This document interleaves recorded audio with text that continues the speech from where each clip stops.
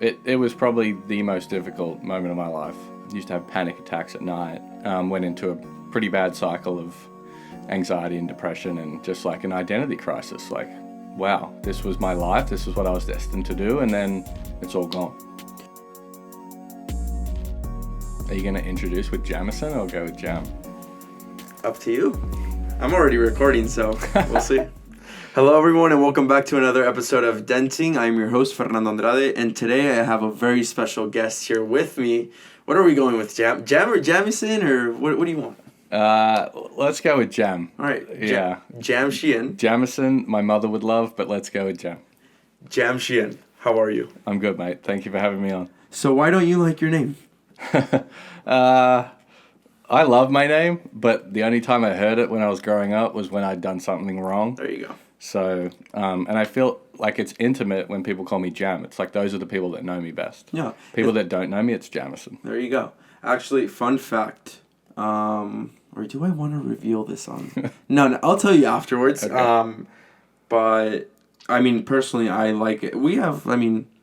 My short nickname is Fair. 3 letters as well, keeping it nice and simple. Fair and Jam. Fair and Jam. There you go. That works. Yeah, Fernando. I don't have an issue with Fernando. I have an issue with something else. Remind me at the end, and I'll tell you. I will. But yeah, I mean, super excited about this. Excited because I've known you, but I feel like I don't know you. Yeah, I think we've been collabing on stuff for a long time. Yeah. But something that's kept us at a distance, right? Like there's always we're doing something together or is at an event. We're not sitting down over a cup of coffee to like chat about, who we are as people. So. Exactly, yeah. I was recording with Angelina Anderson. Do you know Ange? Yeah. Okay. Goalkeeper, yeah. Another 3-letter nickname right there, yeah, Ange. But yeah, I mean, we were in the same class 4 years together. And I mean, I wouldn't say we were close friends, but we were friends.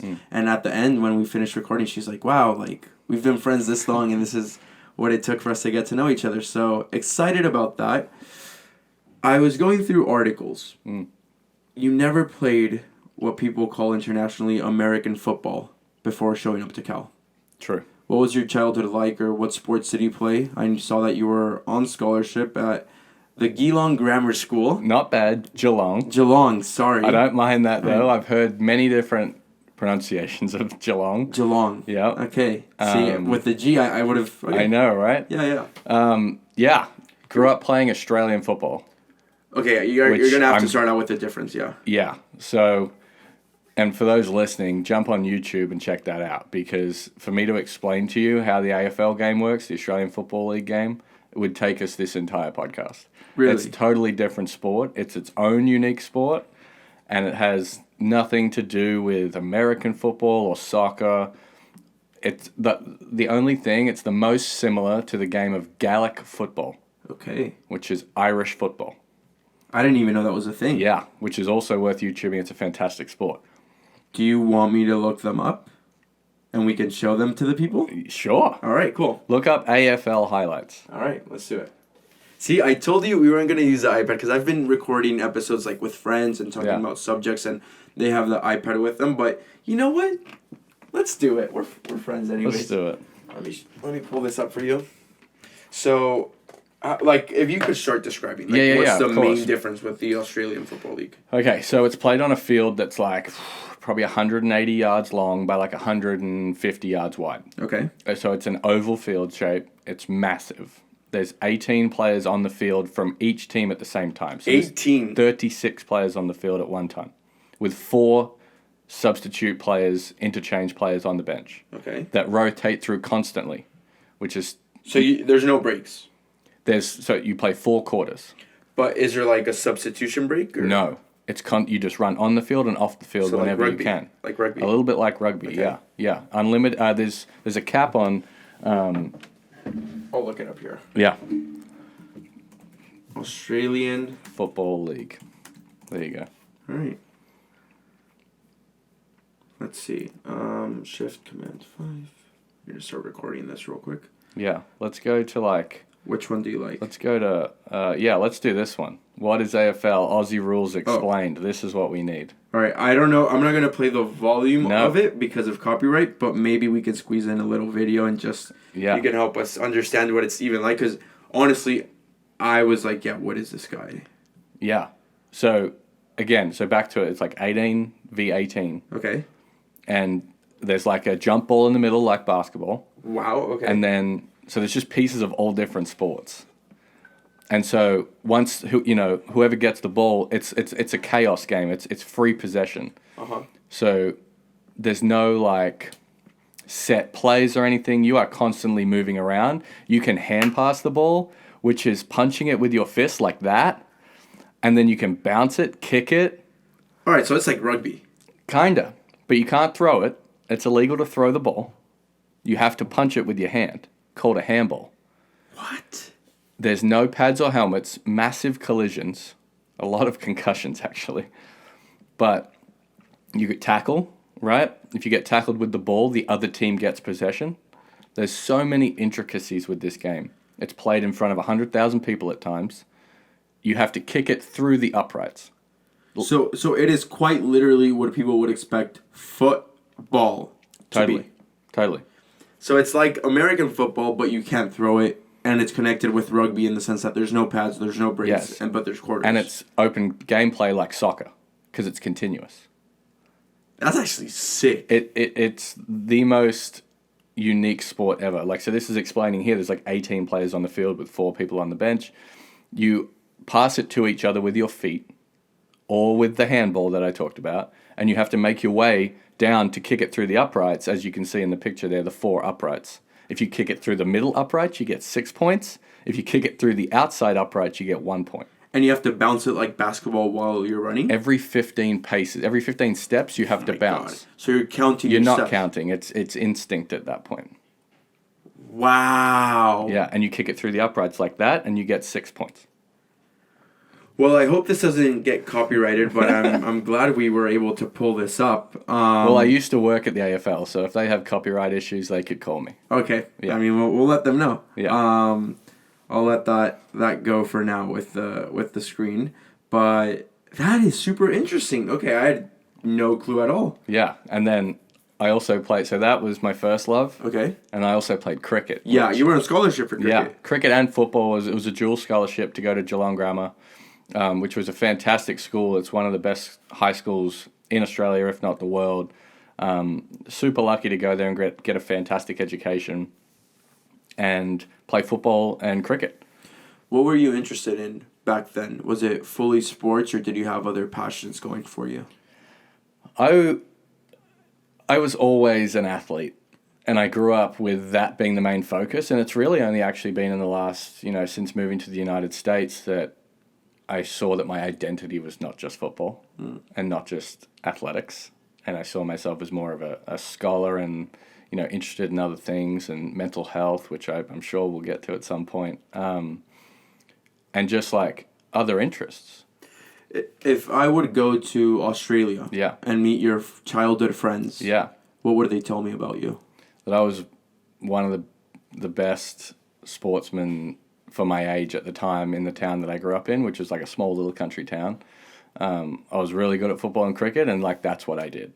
I was a sportsman. Why not pursue a professional career in Australia? I did. Okay, tell Yeah. me about that. So after Geelong Grammar, which is, I was there for my junior, I guess my sophomore, junior, and senior year of high school, my last 3 years of high school. Is it, in Australia, is it 3-year high school? It's year 7 to 12. For high school? So there's only 2 schools. There's primary school And secondary school? secondary school. Okay, so they combine what we call middle school and high school. Yes. Okay, got it. So 7 to 12, so like from 13 to 18. Mm-hmm. Or even 12, 13 to 18 I was at high school, but only for the final 3 years did I go to Geelong Grammar School. Okay. And I was playing football and cricket. I was undecided about which one I was going to play professionally, because I probably had a chance to play both. I decided to go with football and probably made the wrong choice.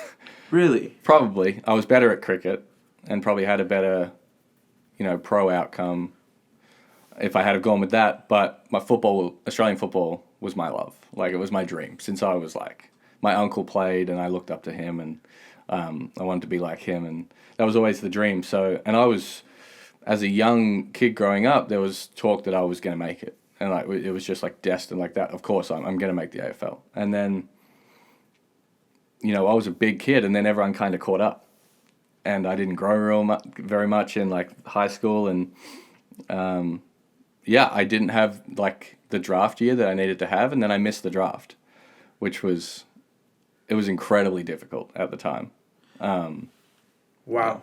Okay, so that's a lot to take in, especially with the connections with mental health and other things back then, because it's super interesting for me that I've known you for the past, 2 years? Maybe just a year, honestly. No, like 2 years probably.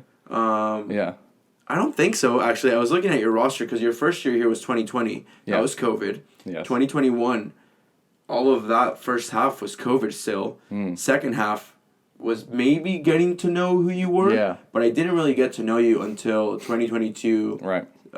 First semester of the year, calendar year. Yeah. So it hasn't been too much, but I would have described you as a more holistic person. And I think every serious athlete goes through some identity crisis at some point. That is what got me personally into mental health. I had seen psychologists before for my over-competitiveness and lack of friends because of that in elementary school. And then there's the OCD that goes into it and all that. But most importantly, during COVID, after one semester of being a collegiate athlete and having a failure of a season and what's going on, I go through that identity crisis. Totally. But I can't imagine doing that when everybody thinks you're going pro and you miss the draft, especially in your hometown. What was that like for you? What impact did it have, not only on your athletic career, but on who you are as a person today? It was probably the most difficult moment of my life. And it was I had grown up, and I'm comfortable talking about this. I grew up with anxiety, like really bad as like an 8-year-old. Couldn't go in an elevator. Had to take the stairs everywhere. Wouldn't get on a train. Wouldn't get on a bus. Like super anxious little kid. Used to have panic attacks at night. Just like went through phases of it. And I had got rid of it the last few years leading up to my draft year. And then when I missed the draft, everything came crashing down pretty hard. It was the deepest and darkest part of my life to date. Went into a pretty bad cycle of anxiety and depression and just like an identity crisis. Like, wow, this was my life. This is what I was destined to do. And then it's all gone. When you mention anxiety, especially as a kid, do you have an idea of where that stems from? Because I think when people talk about anxiety today, it's definitely external factors or something that they grew up with that affected that. With athletes, you see the pressure that they got put on by their parents or coaches or even their own expectations. But when you mention the elevators, things like that, do you have an idea of where that stems from? I honestly don't. Part of it's genetics, for sure. But I can't say for certain. I was just an anxious kid, and it didn't really rear its head until I was about 8 years old. And I vividly remember the first experience of having a panic attack. I was in my parents' room, and I was it was late at night, and it was all dark. I was in a void, a black spot, and there was numbers flashing across my face. Wow. Bizarre experience. Haven't really experienced it since. But I remember vividly I was hiding in the bathroom, make this stop type thing. Not to get too deep down into it, but that happened, and it sort of fluctuated as I grew up and matured and sort of grew out of it really. And then it all came back, when I was 18, and my life was over, so to speak. Between the time you were 8 and 18, were you comfortable speaking about this? Not as much as I am now. and I probably wouldn't have given it the language. I didn't have the language that I do now after going, really in deep with mental health over the last few months and years, really, probably the last 2 or 3 years. Just learnt a lot about what I felt and, what came up for me back then. And looking back, it all makes a lot more sense now. But I was seeing like psychiatrists, I was seeing a counselor all the time. Like I constantly was rotating through people to try and get help. I tried hypnosis. I tried changing my gut microbiome because they were thinking that what I was eating was causing, a chemical imbalance in my brain. So I tried it all. And really I just grew out of it. And then it came back as an 18-year-old. And, to take it in a positive note, I've now overcome that, and through a lot of, hard work and internal review, figured out, why that stuff happened, looked into some of the reasons for it. And I don't suffer from those things anymore, which is why I've turned to mental health and why I want to help other people, because I've been there, I've done that. And I I see the light at the other end now, and I'm totally clear of all those symptoms now. And I want to help other people because I know that it's prevalent everywhere. Yeah. When you were 18, what year was that? I graduated high school in 2015. 2015. Yeah, which makes me feel real old. Not to make you feel too old, but yeah. I was graduating middle school that year. Yeah. But you missed the draft. Mm-hmm. I'm assuming there's a process to make the draft, or how does that work? When you say miss the draft, what does that mean? So you play your final 2 years of high school in a competitive league. Back then it was called the TAC Cup or the NAB League, and it's a futures league. So you play there to get drafted. So everyone that's playing in that has the opportunity to get drafted from there. And I was playing for a team called the Geelong Falcons around the corner from where I went to school. And then I also ended up playing for a team called the Bendigo Pioneers in my last year.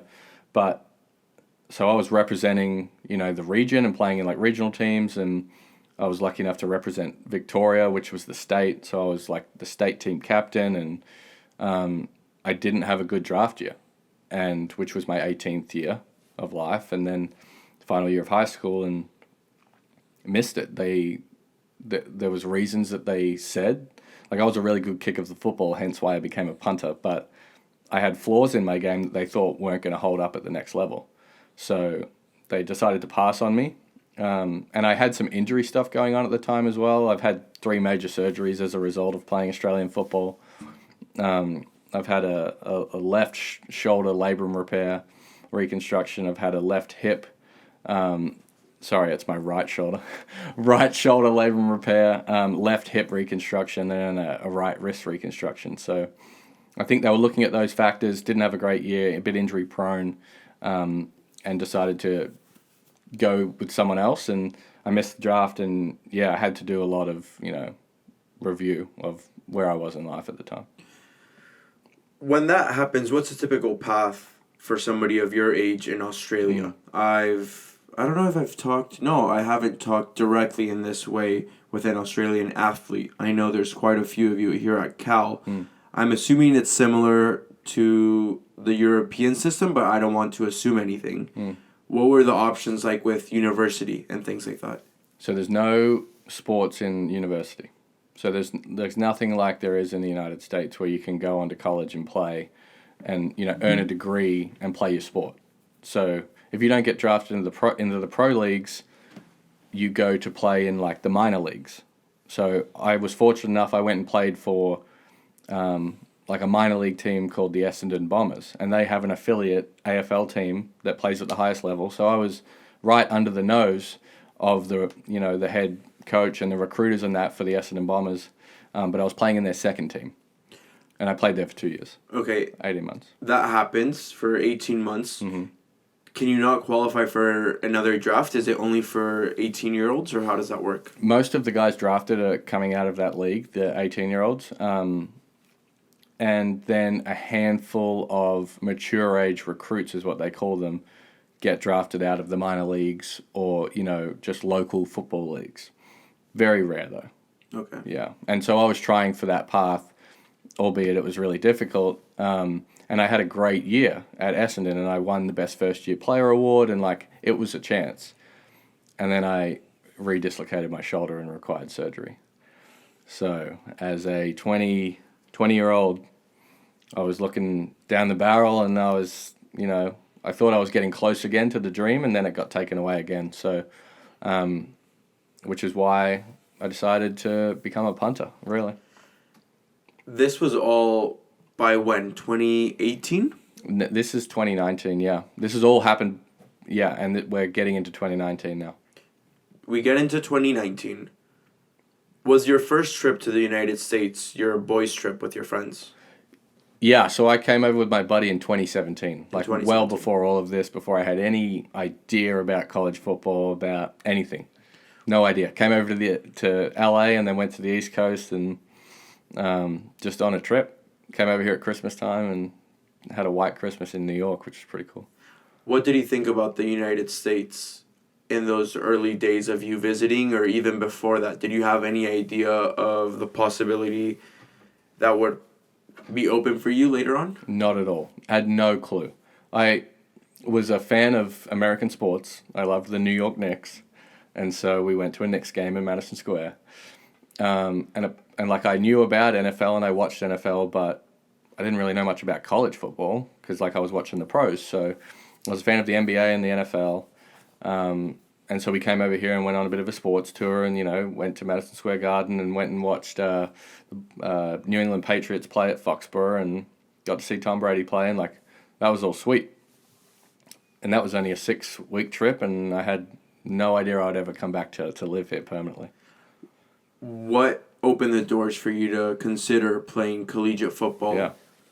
It was when I dislocated my shoulder again for the second time at the end of the season. I was deciding whether to go back and play another year at the Essendon Bombers, and I got a call from Nathan Chapman, who is the head coach at a program called Pro Kick Australia, where all of the Australian punters train down under, and then they come out to play college ball. And so we chatted, and, I told him he knew about my shoulder, and he said, why don't you come down and give punting a go? You don't need your shoulders for that. It's not Australian football, but, and I didn't know much about it at the time, and this was on the Saturday. He said, why don't you come down tomorrow and have a kick?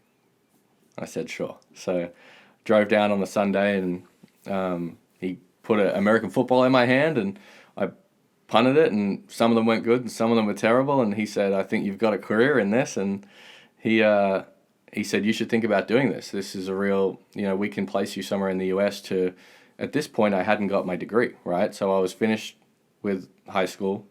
I was working full-time, but I hadn't got my degree, which is a normal path in Australia. A lot of people don't go on to study after high school. And they said, we can get you a degree to go to a school if you come here and play. So I trained with them for a few months, and then they told me that there was an opportunity to go to this school called Cal. And I didn't know what that was or where it was. And it really took me, it's terrible to admit this, but it took me months to realize that Cal was the same as UC Berkeley, which was really bad. And so I'd heard of Berkeley, what a great school. But I didn't realize that where I was going to play football was going to be UC Berkeley. So I was training with them for 6 months, and then got connected with Coach Regal here at Cal, who said, we want to bring you in to punt here and play American football. And they brought me on an official visit in November of that year. So I started in January. This was now November. They brought me over for a weekend trip on an official visit. So this was my second time in the US, in and out. They paid for my flights, 17 hours. And we were here for 2 days on the ground and then out again. Massive jet lag and everything. So you're here for 48 hours and you flew a total of 34 hours. Yes, correct. So, and my dad came with me. And that was a great experience. And we watched the USC game in 2019 and we got smacked. And I thought, geez, this is a place I got to come play football. But it was awesome. It was fantastic. And, got the whole luxury treatment. And Cal was awesome. And Coach Wilcox and Coach Regal made it a really fun weekend. And they offered me from there, and I committed, and that was in November, and then January 2020, I was here. Wow. Yeah. That is a very quick turn of events, especially post-injury and post-Australian Football League dreams. Yeah. That's a lot going on, and you had already dealt with the anxious issues you had mentioned. You can correct me if I'm wrong, because you know way more about mental health than I do. To my understanding, depression or a depressive state is a lack of purpose, a lack of meaning in life, or something to guide you, rather than what people think is, oh, he's sad. Or not to that extent, but Totally, you know what I totally. mean. Many people think somebody is very, very sad about a situation. To my understanding, it's just, by definition, a lack of purpose and a lack of finding meaning in life. Totally. Is that what it is? Yeah. It's depression manifests in many different ways and different in many different people, but it's lacking, the will to go on and to get up in the morning and to find purpose, as you said, and a state where you can't operate the way you normally would in everyday life. How do you get out of that to then come pursue this? Many people tend to cope with serious things in their life, whether it's a breakup or anything much deeper than that, but where it really does affect your mental state by flying to the other side of the world, Yeah. And is that something that you viewed as your escape, or was it just a new opportunity, or like, is this your way of coping with that state of mind, or what was this for you? It's a good question. I was on top of my mentals, from what happened when I was an 18-year-old, I had come a long way until a 21, 22-year-old when I decided to come over to play football here at Cal. I had done a lot of work. I was seeing a therapist, and I just had done a lot of internal thinking and exploration of why this is happening, and there's that exploration for me will happen for the rest of time, but I was really on top of my mentals, and I'm still on top of my mentals, and it's going really well. It's always like a constant management thing, as people know. But I was doing well when I decided to come over here. I was super excited. It was a great opportunity. And then the first few weeks was really tough because what a culture shock. I was on the other side of the world. I flew over here on my own with one suitcase. I didn't know anybody I knew no one at this school. What was your living situation like? I was at Garden Village. I don't know if anyone knows what that is, but it's a student housing here for transfers, because I transferred in as a junior. I didn't come here traditionally as a freshman because I had begun to study in Australia. So it started my eligibility clock. Anyway, it's all above me. I don't understand why. So I went in there. I was sharing with 3 other football guys in Garden Village, and it was just a really tough situation. I was super jet lagged. We had 6 a.m. workouts. I was on the other side of the world with no one. It was really tough, and that tested everything I'd put in place mentally. And it took a lot of resilience to get through those first 5-6 weeks of just you've done this before. You've got through boarding school at Geelong Grammar, and you've been through all of these mental challenges before. You can get through this. And so I stuck fat here at Cal, and I'm so glad I did. And just as I was starting to come good, then the pandemic hit. And and we all know what happens from there, but they told me, Cal football said, go home. They sent everyone home because, we didn't know what was going to happen. And, when the lockdown orders first went in place, I tried to go home, but the borders had shut. I couldn't go home. I couldn't go to Australia. So I was here without a rental, with no one here, and I couldn't go home. So that was stressful, and I'm really fortunate that my partner, who I'm with now, at the time, she took me in as a stray puppy. That is a crazy story. Yeah. Something super interesting from what you said is that your mentals were tested. Yeah. I like to think about it a lot, even with philosophy, in the sense that it's all nice and sounds beautiful in theory, but without the practice, there is no purpose. Yeah. Without the practice, there is no point in studying it and even thinking that your life is going to be perfect because of it. No. Yeah. Because if you don't practice it, then there's no point in that. I was thinking about it the other way. I was thinking about it in the sense that, oh no, he can't go to Australia because then he wouldn't be able to come back to the US. But I completely forgot how strict Australia was immediately. Yeah, they went hardcore on the lockdown situation. Like, my parents and friends weren't allowed outside of like a 3 mile radius of their house for like 8 months. Like, they're allowed to go to get food and to go to the doctor, and that was it for like 6-8 months. I remember reading those stories in the news like all the time. I was following the news very, very, very closely that year, just because of everything going on. Yeah. And it was incredible. Yeah. It was incredible to see how everything was fully shut down there. You have nobody because you were pretty much here for a little over 2 months.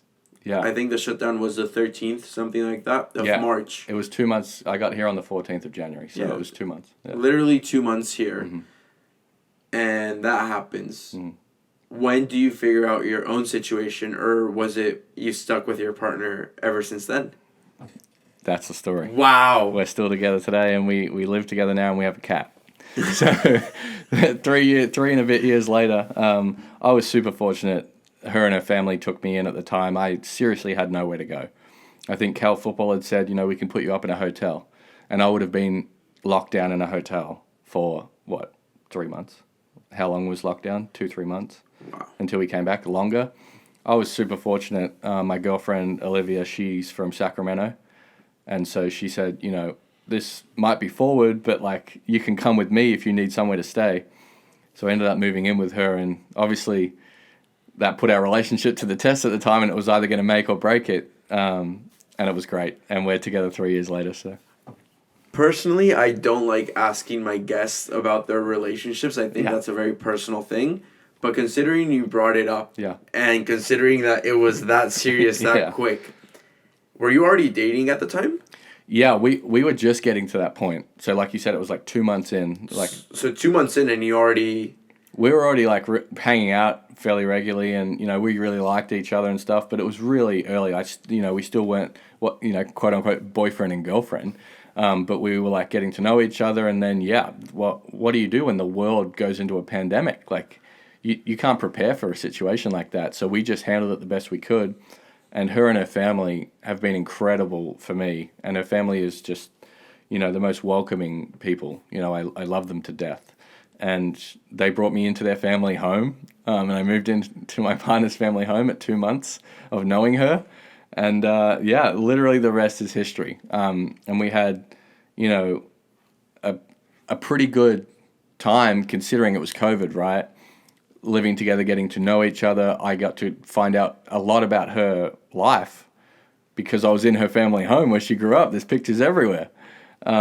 And just like going to the places she used to go and eat and stuff. And her family was fantastic. And I'm, forever indebted to them for that because I seriously was homeless. Like, I know that's a big call, but like I would have been in a hotel without a home and without contact for months. So that changed the trajectory of my whole time here. And it was a special 3 months. And then we moved back to Berkeley and moved in together, and we've been living together ever since. Wow. Yeah. That is a crazy turn of events because you go from... Wow, you go from all these crazy things happening in your previous life in Australia with professional sports and everything, and then you get introduced to a new sport, you start playing it, a few months later you move across the world, you meet someone, and then you move in with them. And we're in a pandemic. All at the same time. Wow. And then the Black Lives Matter thing happens, and there's serious uproar in this country. And just what a time to be in America, 2020. Especially for you, because you were just not used to any of the United States at all. Well, I think it was a culture shock for people that lived here in 2020, let alone people that aren't from here. So for me, it was like, what is going on in this country? It was definitely a very, very, very, very serious time with everything going on. But if I'm completely honest, unfortunately, there were those events before. I think the fact that we were locked in a pandemic made a huge difference with the riots and everything. But sadly, we can Google the names, and that was reoccurring during the past decade even.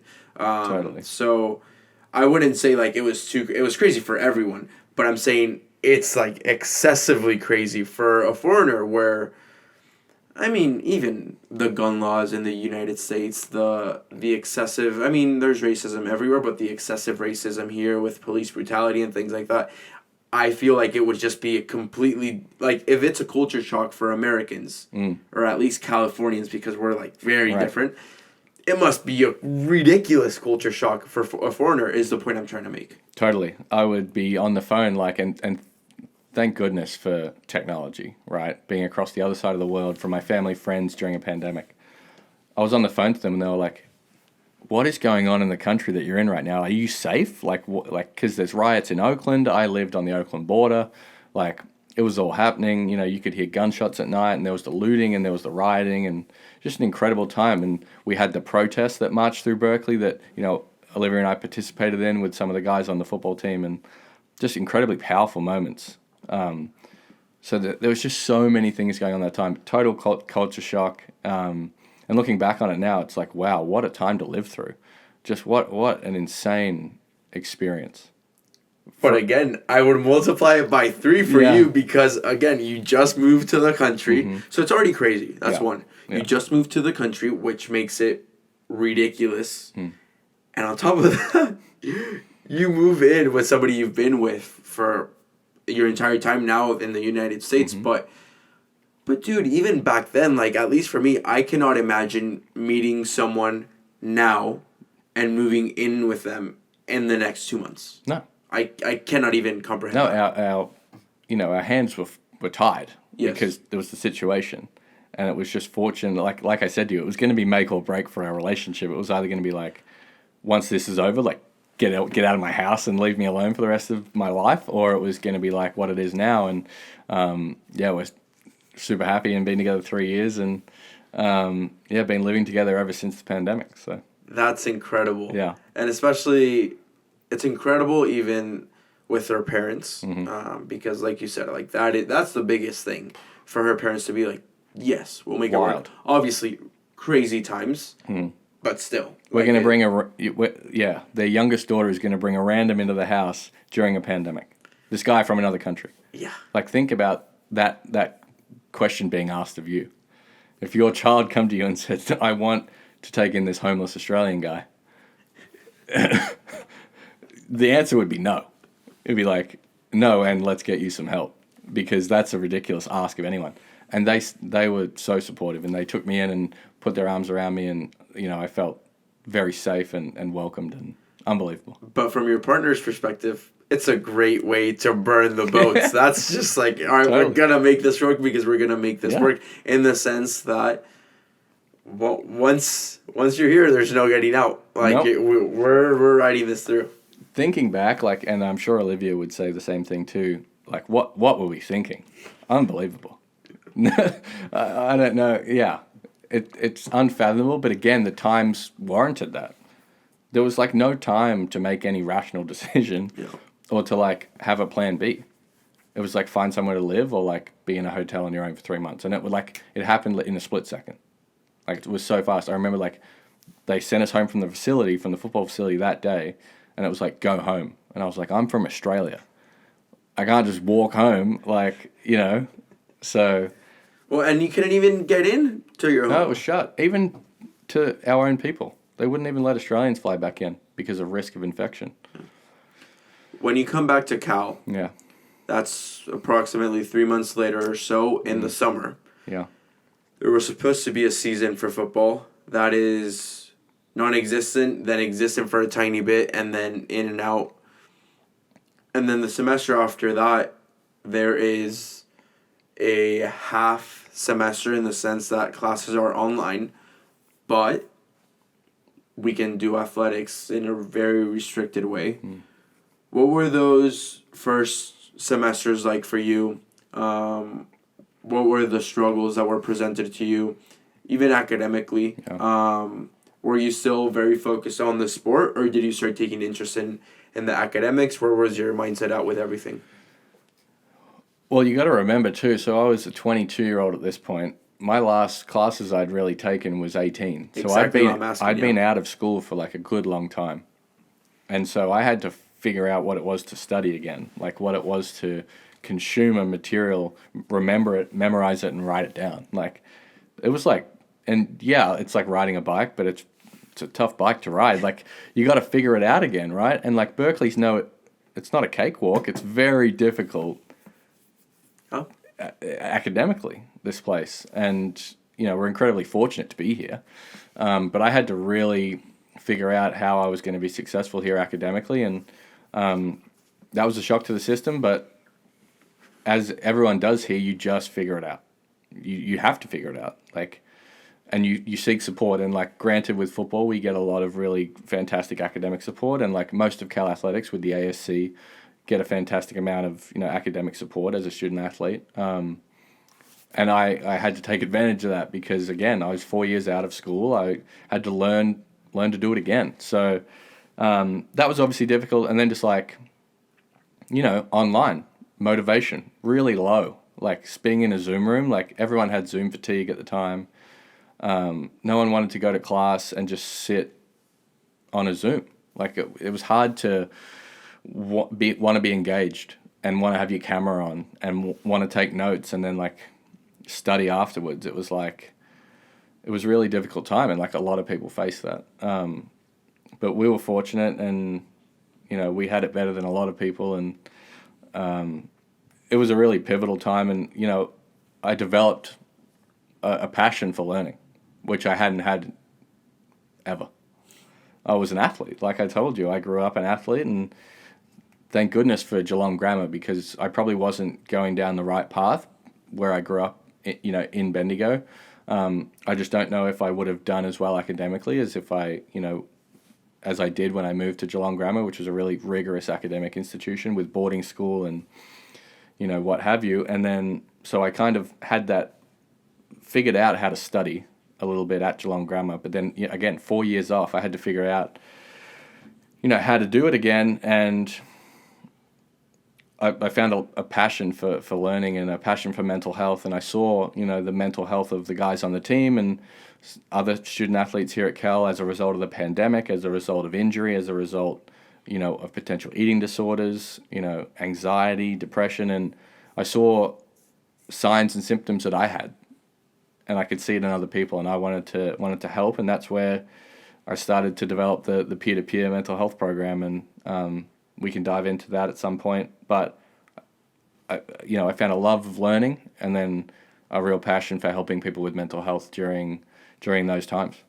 Before we dive into those two topics, which are very important and are very intrinsic to who you are, you mentioned that at Berkeley we have to get it done. Mm-hmm. Why do you think we have to do it?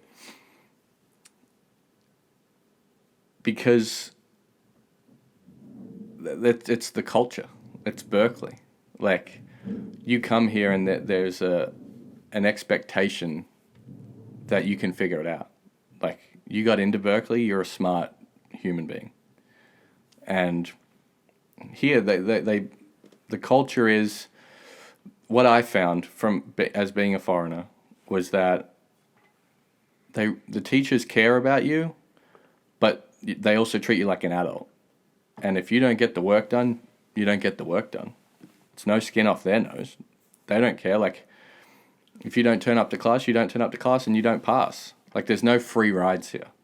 And so you learn really quickly that, like, I either need to get my stuff sorted or I need to ask for help and get, you know, people to help me. But there's just a culture of excellence and hard work. And so I picked up on that pretty quickly and realized that you have to work your butt off here to survive. And academically extremely rigorous. And then you add in the student athlete lifestyle on top of that, where 30, 40, 50 hours a week committed to our sport. That's a full-time job on top of our academics, on top of any sort of social life that you want to have as a person in your early 20s. It starts to add up pretty quickly, and you have to really find a balance. What would you think would happen if you didn't make it work out? I think you have to do something is a very strong word or choice of phrasing. What would you think the consequences would be if you didn't make it happen? I think the easy option for me would have been to go home. There was, at any point I could have just pulled the plug and left. And that would have been the easy option, honestly, especially in those first, 6-8 weeks when I was, struggling to adapt. And even when the pandemic hit, we weren't playing football, and I came over here to play football. So, I should go back to my family and my friends and my life and my job and play Australian football again. Everything I knew would have been easy to go back. But there was something that I learnt, going to boarding school, missing the draft, that just said, dude, keep going. It's worth it. The best things are hard, and you've got to stick at it. And I think Berkeley teaches that for sure. What lit the fire for the passion you now had for learning? I'm going to credit Olivia, because Olivia is an incredible academic. She studied philosophy here at Berkeley. That's awesome. Yeah, she's a brilliant mind. And I saw her work ethic when it came, we're in the same space doing online Zoom. And I saw how she would operate, and her readings were intense. Reading David Hume and stuff, just intense readings, thick. And here I'd have a 3-page memo to read, and then I'd have to write my own personal reflection on it, whereas she had to it was impressive. And Olivia's brilliantly smart, and the conversations she was having with me, the way she would talk to me, I wanted to be better. I wanted to be able to engage in some of the higher level thinking, the critical thinking skills that she had been doing for years before meeting me, and then was really improving as her time as a philosophy student at Berkeley. And so she lit the fire, because it was I want to be able to engage like that. I want to be able to think like that. Why am I just an athlete? Really ask yourself these questions, how come I haven't got an interest in other stuff? Why do I dress this way? Just things that you'd never question about. What is the meaning of life? Seriously deep questions, what happens to us when we die? All these questions that just when you get one-track minded and you just focus on the same stuff that you do all the time, you don't question these seriously important things, and that's what philosophy is. So I think, being in an environment with Olivia all the time, she really brought out to me that there's so much more to know. And through that, I started engaging in podcasting. I listened to a lot of Andrew Huberman. I absolutely love Andrew Huberman. Shout out to him. Hopefully I get to be on his podcast one day. But just an incredible person, Dr. Peter Attia, listening to these brilliant minds talk, right? Brene Brown really got me into, Daring Greatly is just one of the great books. And so we were engaging in this material, and I wanted to be better. I wanted to be smarter. I wanted to know what was going on. I wanted to think about these type of things, and that's where it all started from. And have you ever read the book Yuval Noah Harari? It's called Sapiens by Yuval Noah Harari. I have it, and I've skimmed it, but I haven't read it. Incredible read. The questions of life, if you've got deep questions about how we got here as a civilization, just an awesome read. So just stuff like that, consuming that type of material, being at Berkeley, being in a relationship with Olivia, I was there's so much more to know. And I'm so much more capable than just being an athlete. So that's what lit the fire.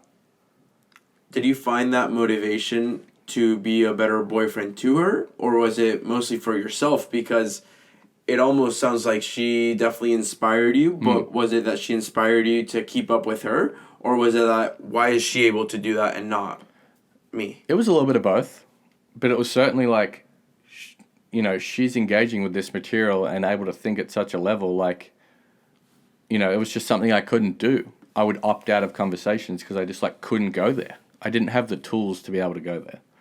And I wanted to, but I just didn't. And so it was a little bit about, not keeping up with her, but speaking to her and being able to engage with her. But then for me, it was wow, I don't know anything. And I thought I knew everything. And that's the worst. If you think you know everything, you know nothing. So it was both. But it was a personal motivation of, wow, I'm smarter than this, and I can think at a higher level than this. It's also that the more you know, the more you realize how little you know. Exactly. That's the quote. Yeah. Yeah. It's interesting how not smarter, but the more wise you become, the more knowledgeable you become. Yeah. It's only there to show you how ignorant you are to all the other topics that are out there. One of my favorite quotes is, and I can't remember who it's by. We'll have to look this up. Someone fact check me. I got you. Okay. It's no one should escape our university system without knowing how little they know. Yes. I'm thinking it's a U.S. president, but I might be wrong. Let's see. It says Robert Oppenheimer. Does that sound familiar? Yeah, you know who Oppenheimer is, right? Let me see. I don't actually. I'm pretty sure he created the bomb here at Berkeley. Oh, was it here? Yeah. Let's see. They've got a movie about him right now.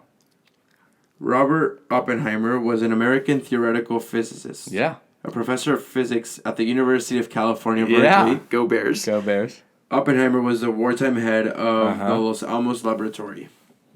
Dude, he created the bomb. Wow. Yeah. That is something. And I read that quote from him and I loved it.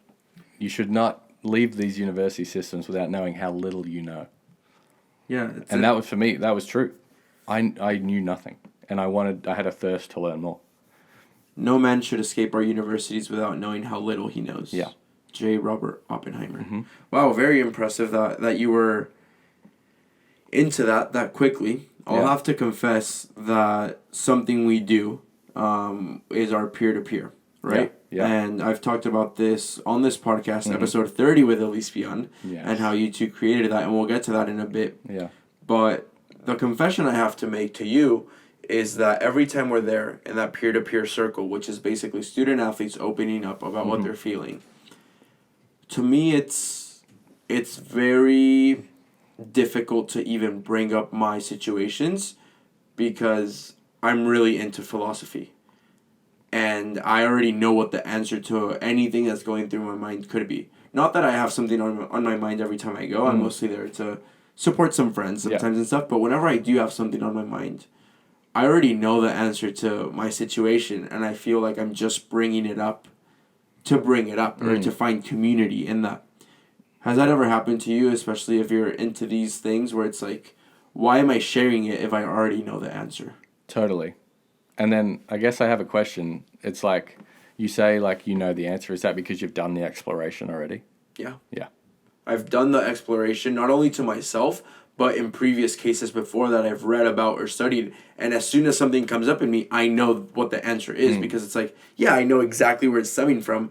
I've read about this before. That's exactly what I'm feeling. Yeah. It's as simple as this, and this. But I don't always want to do it immediately, so that feeling is there for a bit, and that's just it. But it feels, to me personally, almost a bit pathetic on my end to be sharing some of these things when it's like, well, I know what the answer is going to be. I'd rather let somebody else that genuinely needs help rather than me saying these things when I don't necessarily need the help and I don't want to call attention for it. Yeah. I think there's two ways to look at it. I think there is that part of like, I'm going to leave space for others and I'm just going to be here in a support role. And then I think sometimes if you have the language to be able to put words to what you're feeling, that can really help other people. You might know the answer already, but by putting the question out there and then kind of answering your own question, someone else is probably feeling the exact same way or very similar way to what you're feeling, and they don't have the language. They don't have the words to put to it. And so then by you sharing what you're thinking, and you might even answer your own question, right? They go, wow, I know that feeling. He's just explained to me exactly how I'm feeling. Because like a lot of the feelings we have, we all experience at some level.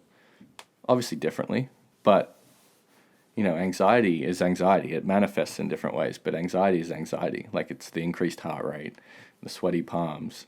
It's, you know, uncontrollable thought patterns. It's like a need to move and like get out. But and that shows up in different ways. But sometimes, you know, and I think for you do a good job of this showing up in our peer-to-peer. Sometimes it's just best to listen. But also I think, you know, it's important to speak and to share and then even explain what you're feeling because it gives language and gives words to other people that need it. Yeah, I've found my role to be every now and then, only when I like really hear someone explaining something I've been through, it's like, all right, I'll share like what I know the answer to be, but I don't necessarily share it about myself because, like I said, that's how I feel. I feel like it would just be for attention or something at that point because I know what I have to do. Totally. That's a good perspective for sure to have that. speaking up could potentially help somebody else. Yeah, I think peer-to-peer is really special. It's just another great resource. I don't think we can have enough resources. I think because people respond to resources differently, right? Like some people need direct therapy, right? Like because mental health's on a continuum. Some people they need psychiatric help, right? Because it's so bad. Like it's not something that they can help. And then some people are like, just by using like a meditation app or something or doing yoga, they can reduce their stress. Then there's like some people in the middle who like peer support and like peer group sessions, group therapy even, is what they need. And so I feel like we didn't have that here at Cal. And so when on the football team, which is where this all began, was like, like there's 120 people on the football team here. And I saw this real need coming out of the pandemic of like people dealing with stuff, but there wasn't a space for men to talk about it. Like there's a stigma attached to it. And so I kind of asked all the people that I need to ask for permission and stuff. And then I booked the football team room, and I just word of mouth told the guys, hey, I'm just going to hold like a group chat in the locker room, if you guys want to come and talk about anything that's going on. I didn't use the word mental health specifically because that would turn away everyone. But it was just like, hey, what's on your mind? Let's go and chat about it. There's a group of us meeting in the next room. And we started off small. We had like maybe 5 people the first time, and most of them were just my best friends on the football team coming to support whatever weird idea I had to sit in a circle and talk.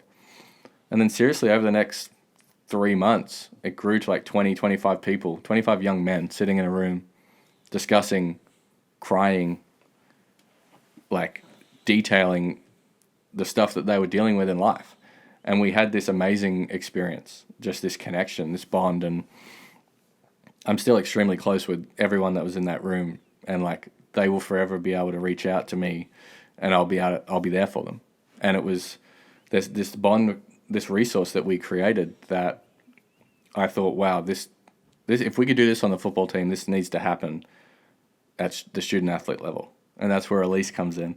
And we took it to the student athlete level, and that's where you come in as well. And we sort of got it off the ground through SAC, the Student Athlete Advisory Committee. And it's over a year now, and which is pretty incredible that we've been holding it, weekly really bi-weekly, every couple of weeks now for over a year is pretty incredible, and had multiple different people come through and come by, and it's a pretty special thing to say that we helped set that up. And I think we've helped a lot of people along the way. Like a lot of people have reached out to me and said, without this space, without you bringing this up, like I don't know what would have happened. So why did you feel the need to help out in that space? It could have been anyone. Yeah. Why you? Because I'd been there and done that. I'd seen it all before, a lot of it before. I've never had, an eating disorder or something of that magnitude, but I've seen mental health and bad mental health. And I can see the signs and symptoms of when someone's not showing up the way they normally do. And unfortunately, like there is this stigma attached to sports that like we just don't ask that question. We can see people struggling, and often we just leave it. They're going to be fine. They need some time. They need space. Sometimes you just, how are you doing? Like, are you doing okay? Do you want to talk about it? And that, especially as men, there's stigma around that. It's like, don't be soft. Don't ask me that. Like, I'm fine. But I'd seen the signs. I'd seen the symptoms, and there was people that needed to talk. And so you've got to. There wasn't like pushing, but you have to really get them to be in that space and hear other people are struggling too, and then from there they open up. And some guys came for like 5 sessions in a row, didn't say a word, and then on the 6th session, floodgates. Totally. Have you ever looked into the mental health / masculinity issue? Yes. It's obvious why those reasons come out, right? Like it's not a surprise or any secret that it's because of our sociological nature historically and what we like to portray about ourselves. But what has been the biggest issue with your male friends here, especially on the football team or student athletes, that you see in comparison to females? There's a stigma around how you'll be viewed by your coach and by your peers. And there's a real fear that sharing any type of weakness, quote unquote weakness, that my mental health isn't strong, by admitting that, you're admitting that you shouldn't be getting game time, right? There's a real fear that by someone mentioning something, that is a reason for them not to play or not to be given the starting job, or because that person can't be trusted, they're weak in the mind. And so there's this real disconnect between athletes and coaches, and not all, right? Some coaches are really supportive, right? But a lot need way better mental health literacy and understanding, and they need to support their athletes a lot better than they are. And I think with men, it's just this idea of being weak and being soft. Like, I'm not going to tell my coach what's going on because I don't want to look weak and I don't want to forfeit my spot on the team. What did you do to avoid those issues, to not look weak for your coaches, to not lose your playing time, to not lose your spot on the team, especially bringing it up? You were just let on the team, and now you're bringing this up for the entire team and making potentially a quarter of the team or a fifth of the team look weak and bad, and as if they are willing to put up with their playing time. Yeah. What did you do to avoid that? We honestly kept it internal. Like, it was peer-to-peer, right? So it's only student athletes. And what we say at the start of every meeting is whatever happens in this meeting stays in this meeting. So we asked that of everyone, and there was no coaches in the room. So technically what was said in that meeting stayed in that meeting. And certainly from my end, that was the case.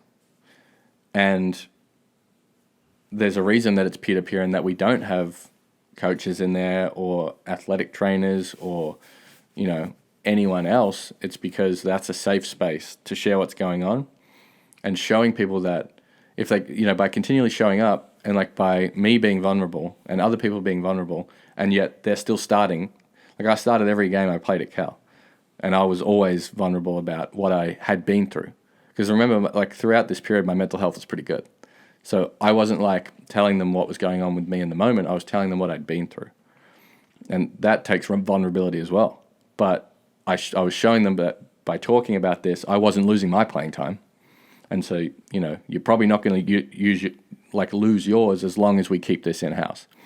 But I think what needs to happen is education of athletes and coaches through a mental health literacy program, and just people getting a better understanding of the stereotypes that go around about mental health are so wrong and so harmful.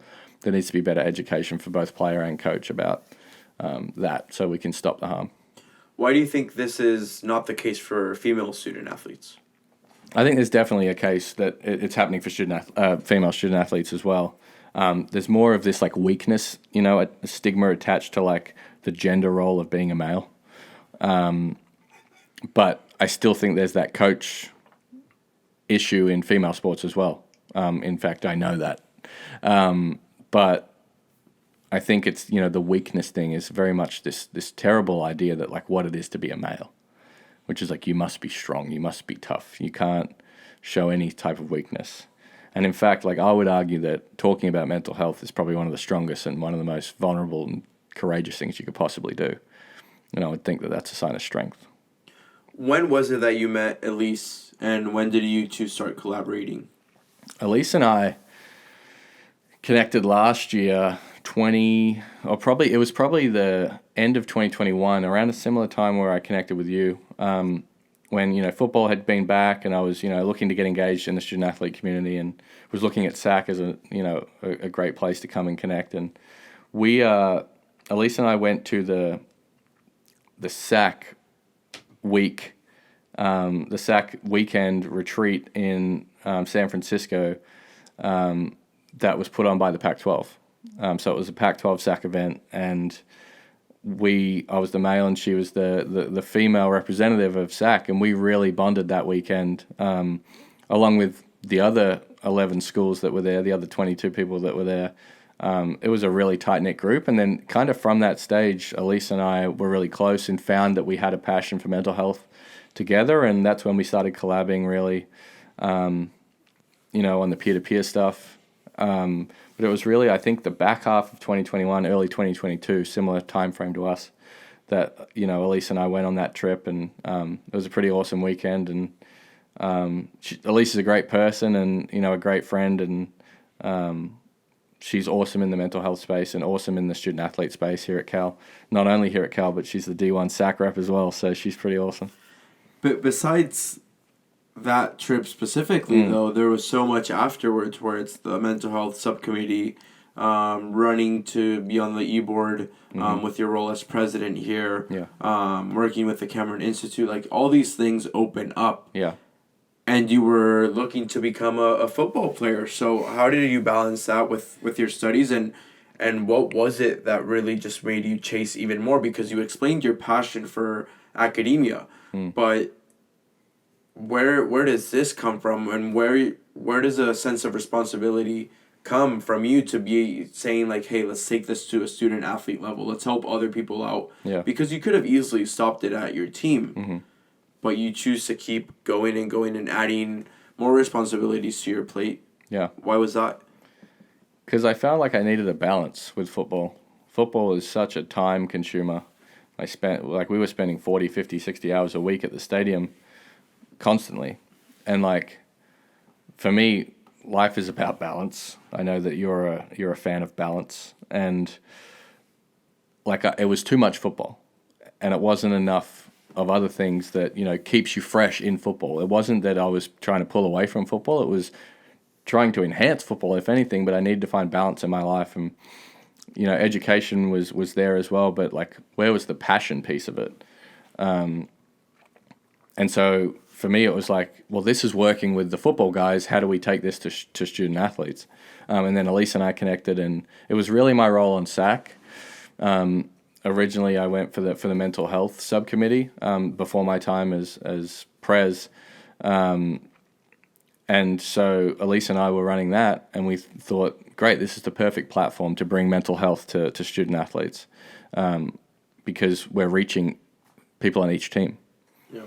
So we started the peer-to-peer within SAC, which was an extension of the football one, and now we're open not just to SAC members, which was like 12 months, but now we're open to the entire student athlete population here at Cal. And the more word we can get out, the better. I definitely think there's people out there here at Cal Athletics that could really benefit from group therapy. And it's not even therapy, really. It's group support, because we're not therapists, right? But we just provide a safe space for people to talk. And so now it's, from that, I was fortunate enough to be voted in as president of Cal SAC, and that's been an honor that, I'll never forget. And we have a great e-board, and you and I, Pres and VP, has been pretty awesome. And, it's a great e-board, and we've collabed and really taken SAC to an incredible space. And I'm sad to be leaving and sad to be, ushering in the new president soon, but I'm excited for where we've taken SAC, and hopefully peer-to-peer continues, because it's just such an important part of what we've been doing here within, the mental health subcommittee. Yeah, and it's obviously very admirable to witness overall. This entire process has been incredible, how it started from quite literally nothing. There was nothing before that. And you two collabing on this, and it just continued to grow and grow and grow. And even now, being able to delegate it to others and work on that with others is very important. Something that caught my attention from what you were saying was the balance piece. I'd say I just heard of this recently, and it's something I feel like it resonates more with my approach to things. When people talk about work-life balance, I think they think it's literally a balance and it has to be perfect. And to me, it's more of harmony. Finding harmony between all these things, mixing them in together so that they make sense for whatever needs I have. So maybe sometimes it's staying in and sleeping, and sometimes it's going out and there's less sleep, and then throwing in a workout, and then doing editing for my writing or my videos, and then there's school, and then there's my social life, and it's all over the place. Like, I don't think there's a balance at all, actually. I think it's imbalanced, but it adjusts to whatever I'm going through in that moment. And I think it's more of harmony that we're looking for. Totally. if we were looking for that balance, I feel like it'd be even harder, don't you think? Yeah, harmony is a much better way to put it.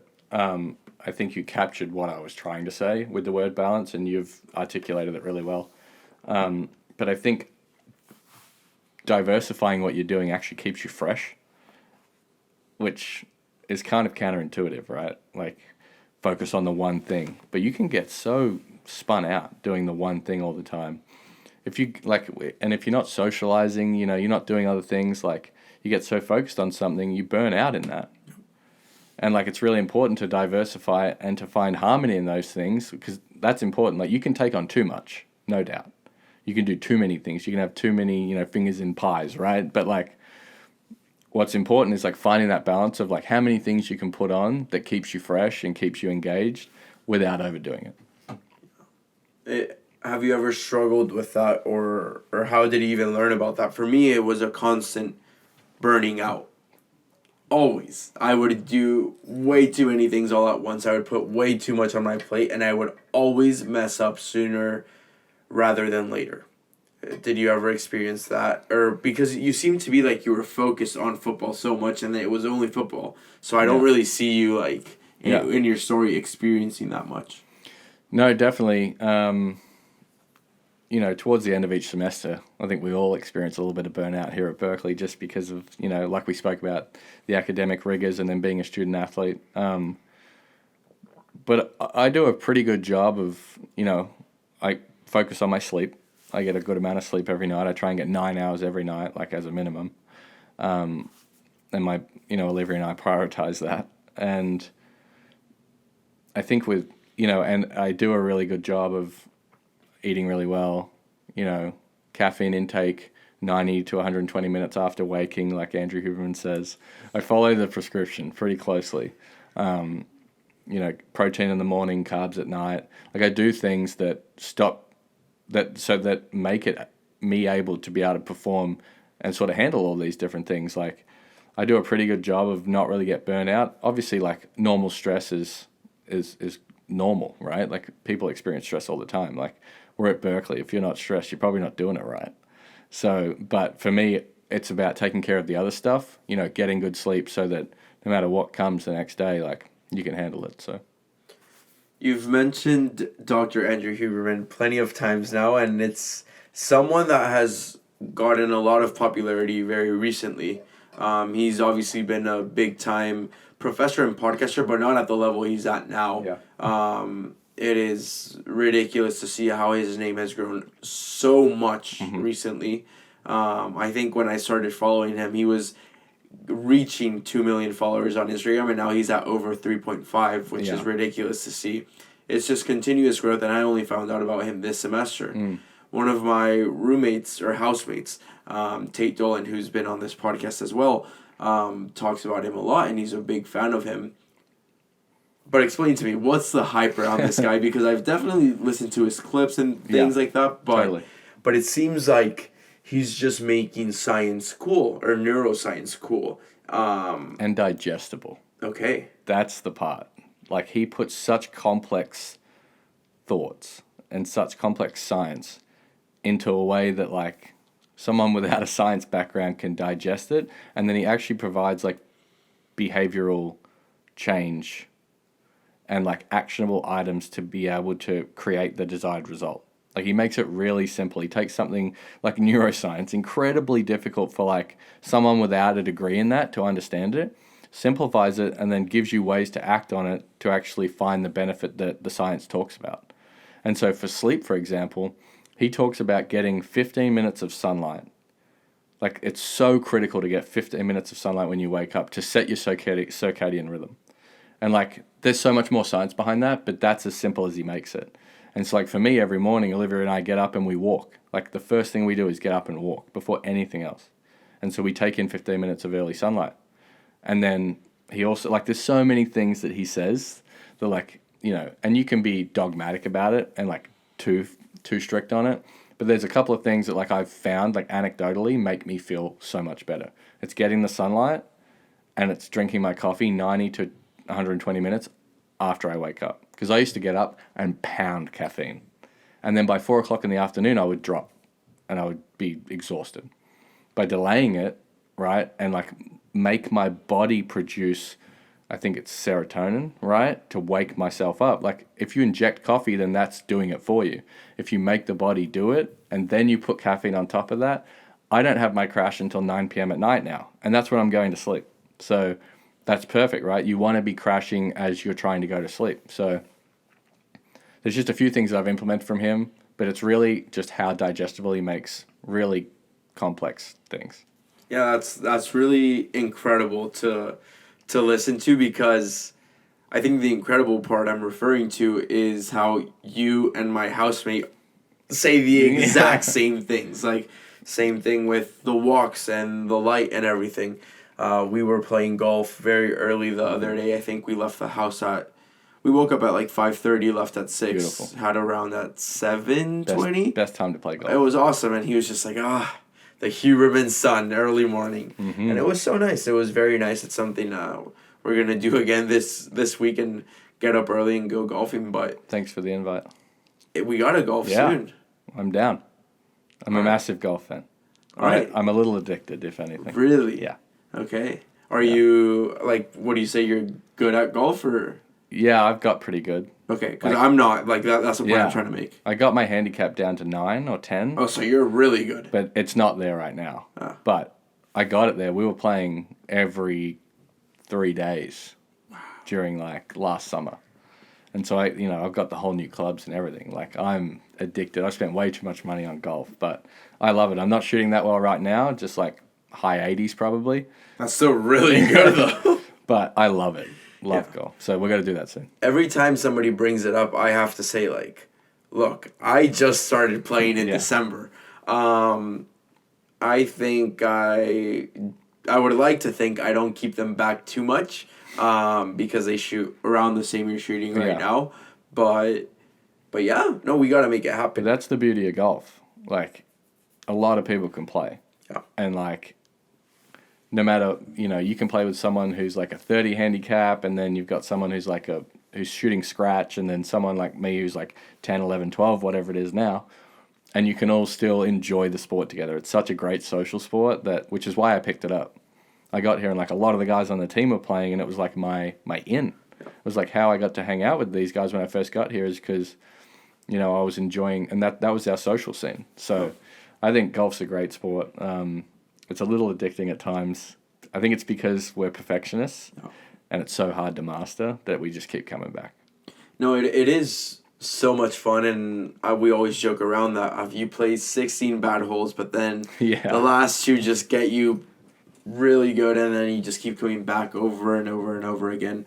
But you're right, anybody can play. I'm playing this week with a friend that's really good at golf. I think he's like a +2 handicap, something like that. He's been playing a long time. In the same way that I've played soccer in my entire life.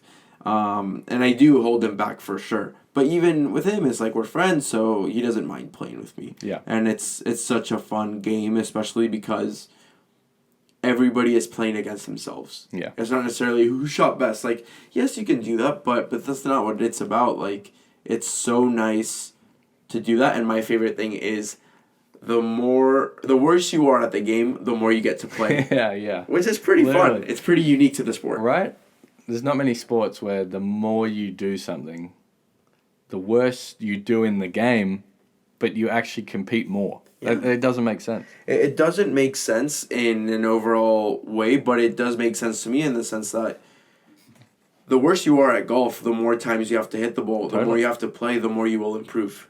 Yeah. Which is awesome. It's like a great metaphor for life. I love comparing sports to life, and I think golf is ideal in the sense of, you're worse? Yeah. That means you got to play more. Which is why people improve so quickly in golf, because you got to hit it more, right? And then so there's like this steep improvement curve that like people get really, really good, and then they plateau because you get to a point where like unless you get lessons, you like can't really get much better because like there's just this natural improvement with playing and hitting the ball so many times. That's a very typical thing though in most things. I always forget to ask my dad, but there's an economic theory that we've talked about before, but it's the exact same thing, and you can look at it with many things in life, whether it's lifting weights or golf or running and your times, you always plateau at a certain time or at a certain place, and eventually you can pick it back up. But it's part of it. It's like if you're at 50%. And your maximum is 100% of your capability or potential. Improving from 50 to 80 is super drastic and could happen quickly, but that 80 to 90, ridiculous. 90 to 100, impossible. Yeah. And that's what makes it fun. Yep, and that's why we keep coming back. It's literally like you said, one good shot on the 18th hole and you'll be back next time, even if you've shot 120. It just doesn't matter. We got to make it happen. We should, we'll schedule it after this. With your mental health journey and everything that's happened, and when I say mental health journey, there is what you experienced, but there's also what you've experienced with others. Is there anything you'd like to do with this going beyond Cal? We'll talk about what you have moving forward in a bit, but what do you see this mental health journey that you've been on playing through in the next couple of years? Yeah, it's a good question. I did my undergraduate thesis in the barriers to student athlete mental health and like why people don't seek mental health support as a student athlete. That was my undergrad, and now I'm currently doing my master's thesis and looking at how to remove those barriers. And one way of doing that is mental health literacy programming, so mental health education and providing mental health education to schools. And so that's a way to reduce stigma. And stigma is like the number one reason why student athletes aren't seeking mental health support. So if we can remove the stigma of what it is to be having bad mental health by implementing mental health literacy or education programs, which just gives people a better understanding of the signs, the symptoms, the language, like the resources, like giving people a better understanding about mental health, we will actually reduce the instances of mental health and improve people's ability to ask for support and ask for help. So what I see my next journey is, like I'm currently doing my thesis and my capstone project and writing that up. I would love to publish that work. And then I think I see a career in programming, in like mental health programming, and so I have my master's in education, so it'll probably be in the collegiate athletic space, working in education, but on mental health education. And granted, like I'm not a therapist and I'm not a psychologist. I may yet go back to school and get a psychological, degree and accreditation. I would love to do, certified mental performance coaching at some point, which requires a further accreditation. And I still haven't ruled out the idea of doing a PhD or, doing a second master's in psychology, because that's the passion for me. But definitely working on creating better mental health outcomes for students and student athletes is where I want to take it, and that's just through education. What's been your biggest lesson through mental health over the past couple of years? That's a huge question. Through all your thesis findings and personal experiences with yourself and with others is where the question stems from. Yeah. I think talking about mental health is critically important.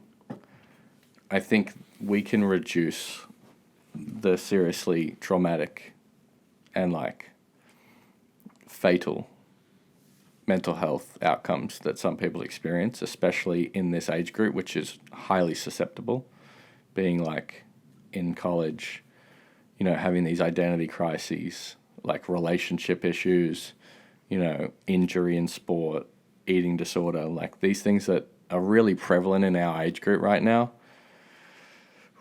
We can reduce the instances of where, that costs people lives. And that only happens if people talk. And that only happens if the stigma is reduced. So, it seriously all just comes back to, for me, creating programs, peer-to-peer groups, mental health education programs, creating spaces where people talk and feel comfortable talking about mental health. Because in doing so, we will reduce the stigma and reduce... Because, when it becomes too much... people, it's internalized. They haven't spoken about it. They're not seeking help. if people seek help, they generally improve, and they can generally push through it. But the ones that, we lose is because they don't get the help that they need. And so we've got to talk about mental health. We've got to remove the stigma, and that comes through education.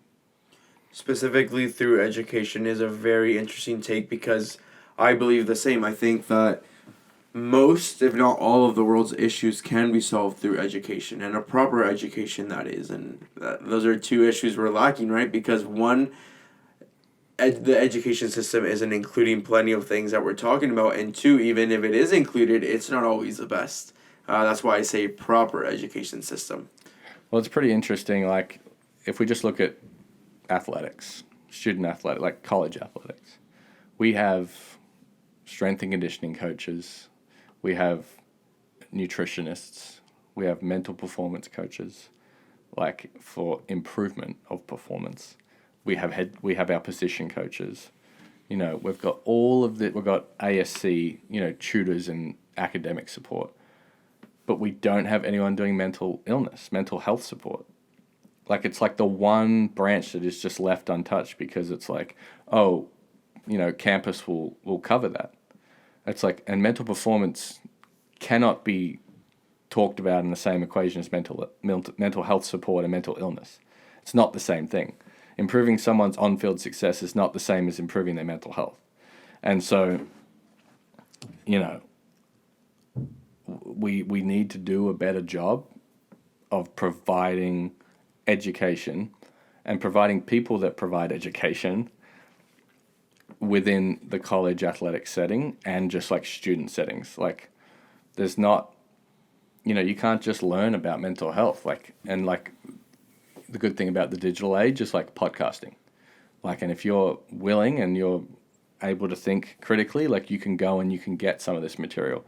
Some great people talk about really important things to do with mental health, but we need to do a better job of providing education in mental health.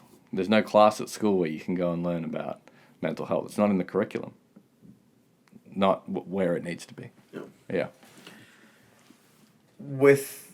You mentioned taboos, and not taboos, sorry, you mentioned the stigma. The stigma that still exists. Do you refer to the stigma that is mental health in general, or speaking up about it, or what do you think is left to break down? Because there seems to be a lot of progress, and people think that the job is finished with these stigmas and the whole mental health topic no longer being a taboo. How would you respond to somebody saying that? I'd say they don't really know what they're talking about if they think the stigma's been removed. I think until we have these education, until the policies change, there's still going to be a stigma attached to it. And this isn't to single anyone out, but a lot of our older generation are still in positions of power right now, where when they were growing up, it was weak to talk about mental health, right? And I'm not blaming them at all. That's what they grew up with. That's what they learn. But it's a changing of the guard. It's a new time right now. Mental health is so prevalent now. And I think there's still this thought from some of the older generation is you talk about it too much, so now it's an issue because you talk about it too much. Right? We never had this issue in our day. It's yeah, you did. The issues were just as prevalent back then, and they manifested themselves in many different ways back then. And there was critical loss of life back then because of those reasons, and people turned to other things like alcoholism, drug abuse. This has been going on forever. This isn't a new issue. It's just people are willing to talk about it now, and we have better science to prove that what is detrimental to mental health these days. So the stigma still very much exists. Until we change policies, we improve curriculums, and we kind of get a changing of the guard to the new people that understand it, then, which is happening, no doubt. It is changing, but it's not there. It's not where it needs to be yet. To close off this chapter of the conversation, if you could give any advice to anybody dealing with any struggles within their mental health, especially student athletes, what would you say? Get help. Seek help. Don't wait. It's totally okay to reach out, and whether that's just to your friend, to your partner, or to someone, a professional, like just it's okay to reach out to someone and say, you know what, I can't really fix this on my own. Get help. Seriously, that's just it's the simplest way, and there's no shame, there's no weakness in that. In fact, like I said before, it's pure strength. It's almost, yeah, I would just say it's incredible to see how people acknowledge that they're struggling, but still struggle to get help. And they will tell you, I am struggling, I do need help. But they will try not to get it. And why is that?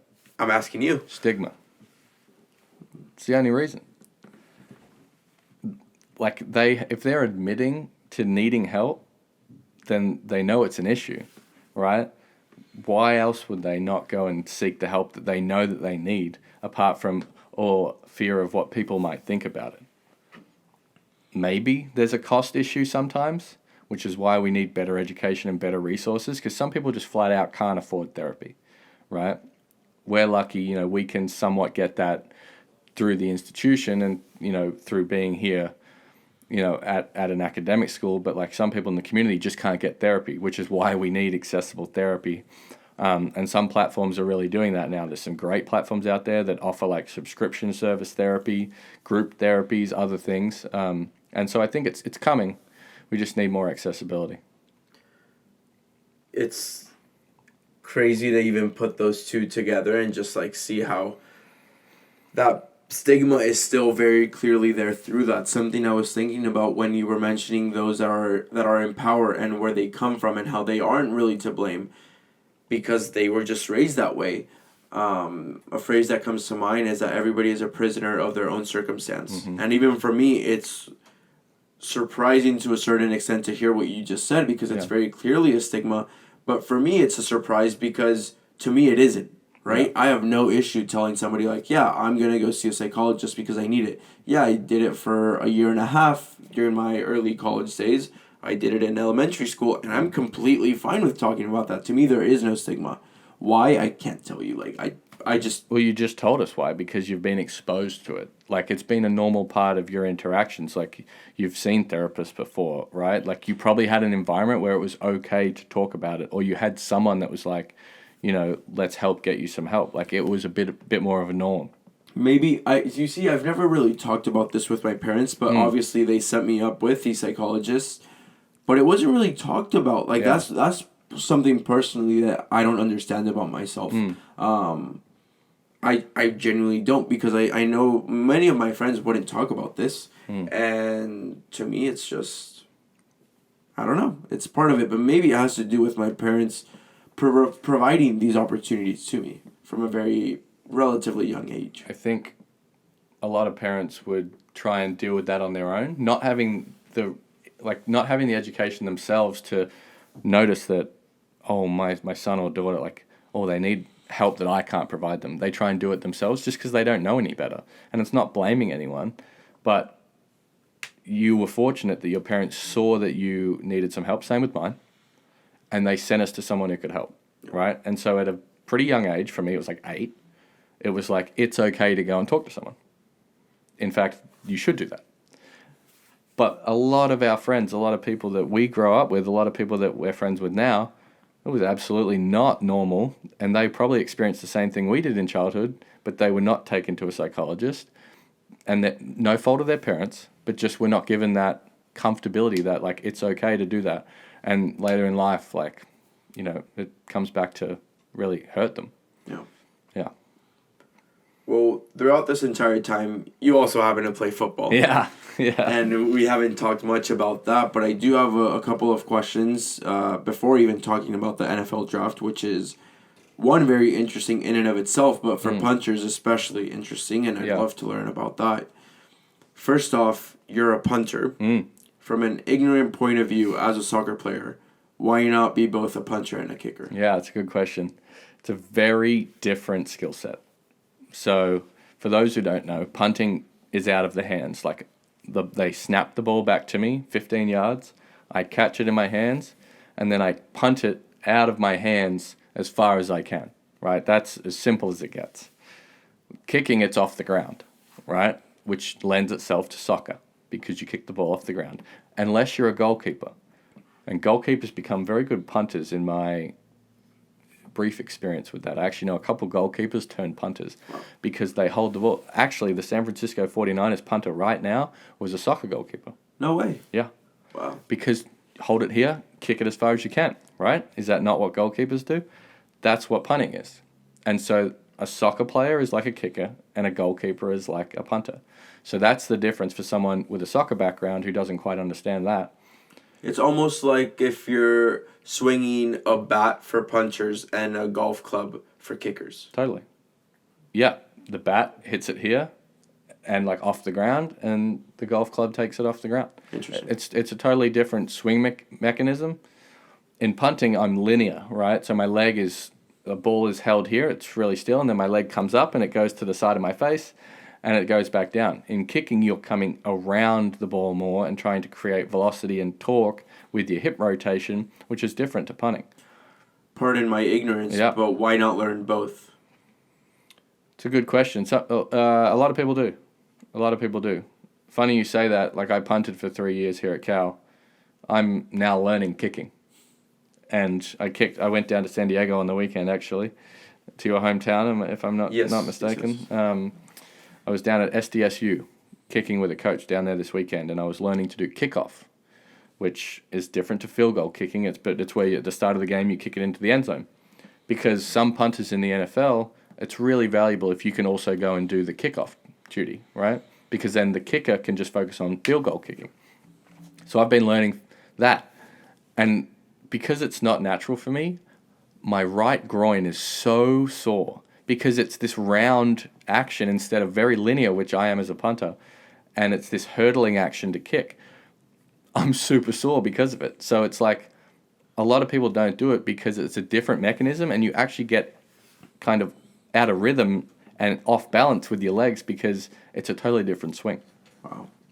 I saw you've been in San Diego a couple of times now working with Nick Novak. Yes, correct. How's that relationship been like for you? Nick's great. He has a wealth of experience, a wealth of contacts. He obviously played in the league for a good long time, 8+ years, I think, and famously for the San Diego Chargers. And he's very knowledgeable about kicking, right? But he has contacts in the USFL, the XFL, and the NFL, and even the Canadian Football League because of his time in the NFL. And so he's a really good person to go and learn from. And then for him also to help with the connection side of things. Because in life, it's about who you know. And Nick has really great contacts. Nick's been super helpful in helping me learn how to kick and kick field goal and learn kickoff. And he's just a fantastic person. He's just a really great guy. And he's always welcoming. And I've been going down there, for like a weekend or 3 or 4 days every month, just to tune up a few things. And he's been a really great, mentor for me and a great coach. That's awesome, especially, like you said, a San Diego legend for sure. And it's awesome to see that you're working with him and even improving your game, like with kicking. And it's funny that you say that about the groin. It happens with soccer all the time. Anytime you take time off and kick the ball again, it's such a different feeling. Because you have to open the leg up to make contact with the inside of the foot and then pull it across and rotate so that you can control the ball. Yeah. In punting, I'm kicking on the top of my foot, which means my leg has to go straight. So there's not this rotational element that comes with kicking. So my groins never hurt. Maybe my hip flexor or my quad because I'm just shortening and going straight. But the groins have really taken a hit this last weekend, so I'm certainly sitting here sore with you today. What about your experience with Cal? What was it like being a student athlete, a collegiate student athlete here with Cal? And not only that, but was the age difference ever an issue with your teammates? Are you saying I'm old? I'm saying you're older than the average. Yeah. So I came in as a 22-year-old, right? And so I share a locker room with, 17, 18, 19-year-olds. Just to put things into perspective, I'm graduating as a 21-year-old. Yeah, and I came in as a junior as a 22-year-old. Yes. With a COVID year. Yeah. Right? So I'm 25 going on 26 this year. And I've only just finished. I was a 25-year-old, and the freshman was 17. So that's an 8-year difference. That's what I'm saying. So I'm not saying there's anything wrong with it. I'm just saying having teammates that are 8 years younger than you, I've never had that experience. Yeah. So, and I can't even imagine, Totally. I cannot imagine that. Yeah. I have 2 younger brothers and a younger sister. And some of these guys I've been playing with are the age of my younger sister. That would be the same in my case, and I could never imagine playing a sport or calling her friends my teammates. I could never. No, and back to the culture shock thing, right? But that's why I also started the peer-to-peer mental health thing, because I came in as a senior person.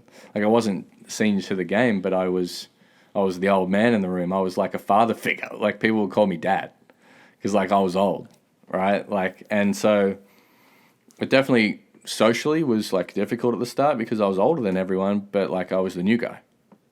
So that took some real adjusting, and then I embraced being the older person, the person who'd played a professional sport down in Australia, you know, mental health background. You know, I started to play this like older brother / you know, father figure role to some of these 17-year-olds who, like, 8 years ago I was in their position. Like, I have learned a lot in 8 years that, like, I can help pass on to these guys. So, but it was tough. It was tough. Like, 8 years is a big difference in maturity level from where I was at, like, as a 25-year-old. But it was a great experience. And to answer your question about, you know, Cal, like, just an incredible experience, a great school, just really great people. And that's the best part, like, the Cal community, and just the people you meet along the way. Like, the SAC community is, like, one of my most cherished memories here, and the people I've met through SAC. And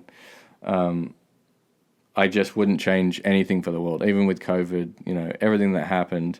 I had a change of coach. I just, you know, I wouldn't change anything because it, like, the experience has been incredible, like, life-changing experience. 2 degrees from Berkeley, like, something I didn't even think I would go to college, and now to walk away with, like, a master's degree from Cal, from Berkeley, like, just unfathomable for me on my journey. And just an incredible athletic experience as well. It's crazy to think of where you were at the beginning or just right after high school and where you are today and how different everything has been. Totally. I went straight into the workforce. I was working at the Australian Football League, like, back to that YouTube video, which feels like hours ago now, but that was, I worked for the head office. Mm-hmm. And I worked in football operations, and I loved it, and I was full-time. And I was earning a good salary as, like, a 19 and 20-year-old. And so the move over here as well, I had to give up that type of money. I was on a full-time salary as a 20-year-old and then went back to being a college student with no money. Yeah. So that, like, just even that was hard, right? I had a great job at an awesome, like, people would kill for the job that I had. It was working at the AFL. It'd be like the equivalent of working at the NFL or the NBA. Yeah. No, it's incredible to do that young. Yeah. And I was I had a foot in the door and could have stayed there and, you know, worked my way up the chain and made some good money. But the opportunity to come over here and have a life experience traveling abroad and studying in another country, and, yeah, incredible experience. And, you know, met my partner, and, yeah, there's just so many things that have come, you know, met some of my best friends that I'll have for life, and just a great experience. I was definitely going to add to that. Like, you can't miss out on that. No. I'm so grateful. I'm going to share my screen. Let me know if you can see it. Can you see it? Yeah. I know. I'm pretty sure you know exactly I know where where to this pull is up. going. Yeah. Cal punter had to make something happen on the fly after a bad snap, so he ended up punting the ball with his left foot. Why not? Against number 18 UCLA. Do you want to take me through what you were thinking as I play the video? Yeah, sure. Let's see. Let's see if it loads first off. Yeah, that'd be nice. And if not, I'll edit it in. Let's see. Come on, help me out.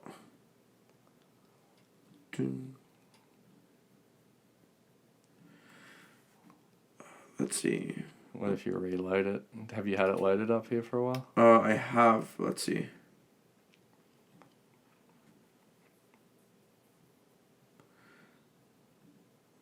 There we go.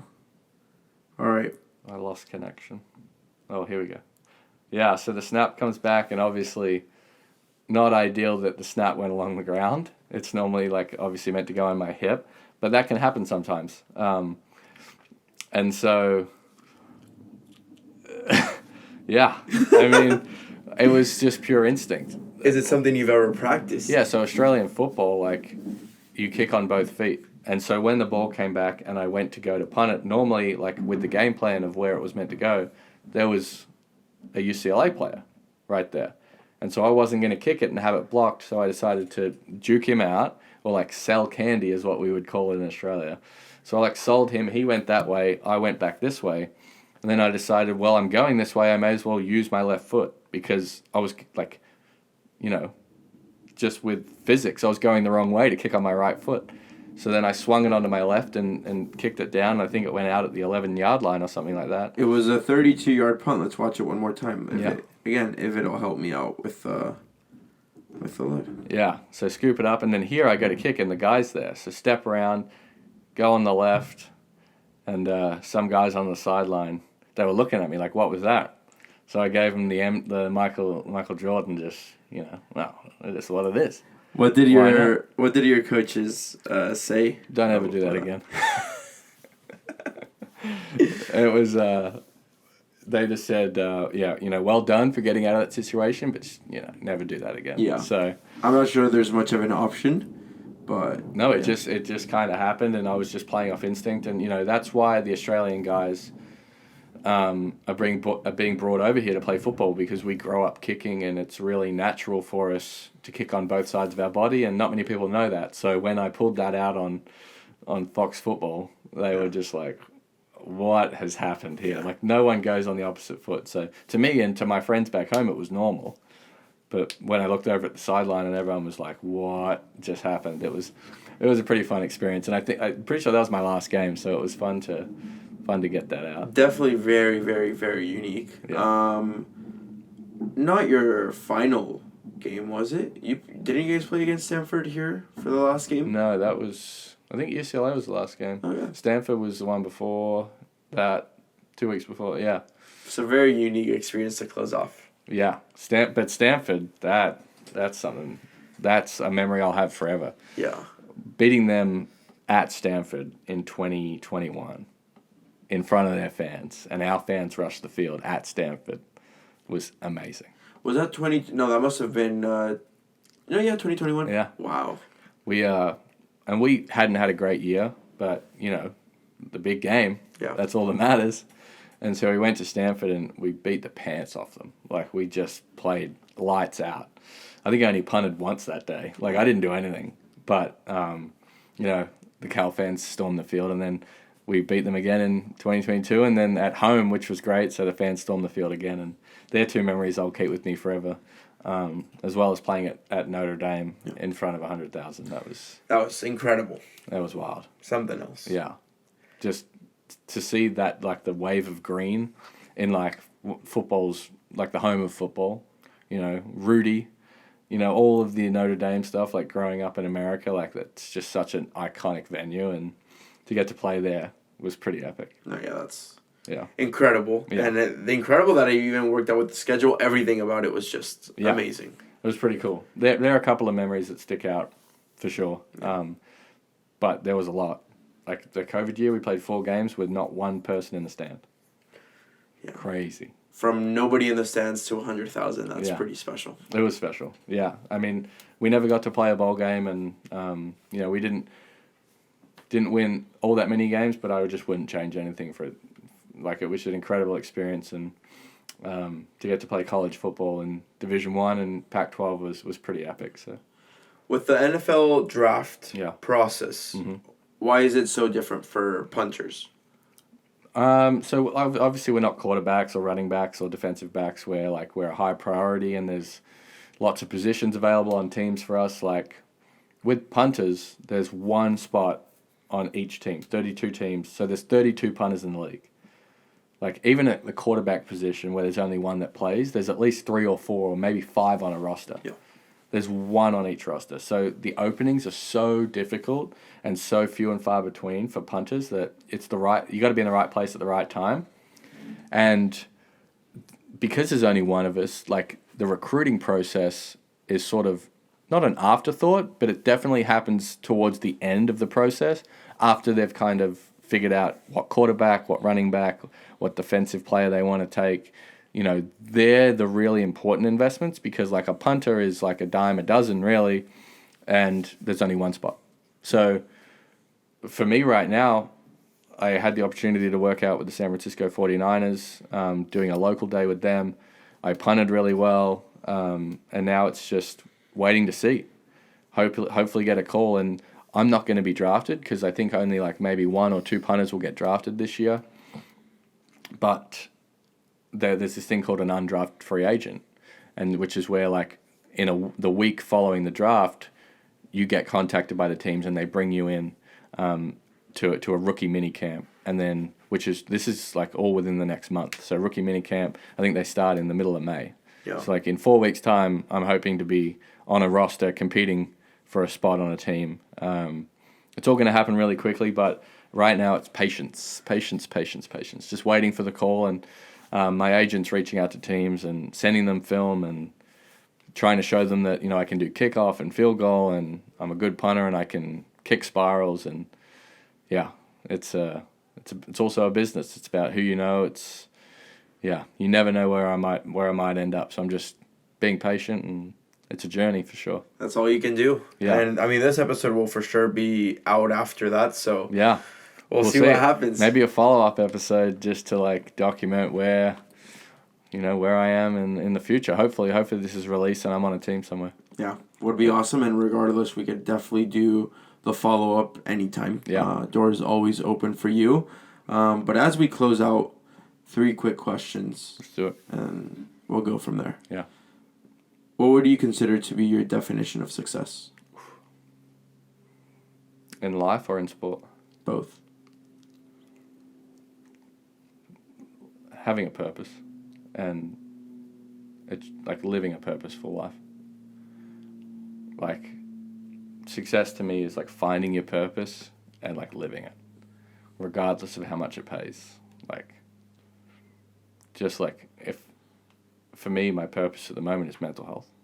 And if I can live that purpose, then that's success for me. And then obviously having a family and having a network around that, you know, life is about relationships. So having good relationships and like, it's cliche, but like having a purpose and actually going out and having a job that you find to be working towards your purpose, that's all I can ask for, and that's what I would consider success. What is your biggest fear as a leader? People not trusting what I'm showing and what I'm saying, like people not wanting to follow, but mostly the trust thing. Like as a leader, for me, like being vulnerable and like putting myself out there and, you know, leading by example. Like if people don't trust you, they're not going to follow you anywhere. And for me, like just to touch on leadership for a second, for me, leadership isn't leading from the front. Leadership is pushing up from behind and putting other people up in positions where they can succeed. And a good leader is identifying where you fit in, not where you lead from. If I were to talk to your teammates, your coaches, everybody you've met here at Cal, what do you want to be remembered for? That's a good question. That's a big question. I just would want to be remembered as a genuine, caring person. Someone really genuine, you know, who just made a difference in the locker room. That doesn't have to be on the field. But like a person that, you know, I just want to be remembered by the way I interacted with people, the relationships I had with people. Like I'd rather someone say he was a great person than he was a great football player. So I just, you know, and I hope I've done that. I hope that I've built relationships with people that stands out regardless of where my football career goes. You 100% have, and it's been a pleasure being able to share this space and the past couple of months and past year with you and get to know you. And like I said, I would have never imagined what this story contained at the beginning because we knew each other, but I didn't know all of this about you. And thank you for willing to share this with me and to talk about your story. It's not necessarily what I expected. I had different questions scheduled at different times because I was like, oh, I'll ask him about this later. I didn't know things like mental health came up that early or things like that, which now makes a lot of sense. But I really appreciate all of this. And is there anything I missed? Anything else you'd like to talk about? No, I appreciate you having me on. We've been working to get this date on the calendar, and I'm glad it finally happened. And I'm looking forward to seeing where Denting goes. Honestly, it's pretty special what you've got going, and when you make it big time, just make sure that you get your original guests back on. Now, everybody that's been on the podcast always has an invitation in hand. So whenever you'd like to come back, you're always more than welcome to. And hopefully, big plans ahead. Hopefully I can make something happen. But in all honesty, the only reason I'm doing it is for fun because I genuinely enjoy it. And it's your purpose. For now, yes. And I'm going to grind it out to try and make something happen. But we'll see where life takes me. And we're all headed in different directions and different chapters. And this following chapter of mine includes this. So we'll see what happens and where this goes. Well, it's been a pleasure to be part of your chapter, man. Thank you. Sure. I really appreciate it. And I appreciate, we didn't say it, but you wearing all black for the episode. Hey, this is your kit. So I had to commemorate you by showing up in all black. So I appreciate it, dude. Thanks for having me. No, thank you so much. And like I said, we'll look into a part 2 anytime in the future. Yeah. Go Bears, man. Go Bears. To everybody that watched on YouTube or listened on Spotify, thank you guys so much. If you're on YouTube, please like and subscribe. If you're on Spotify, please follow the podcast. That's it for today. I'll see you guys next time. Go Bears. Go Bears. That's it, my guy. Beautiful. Thanks, dude. No, thank you, man. That was awesome. It was a very fun time.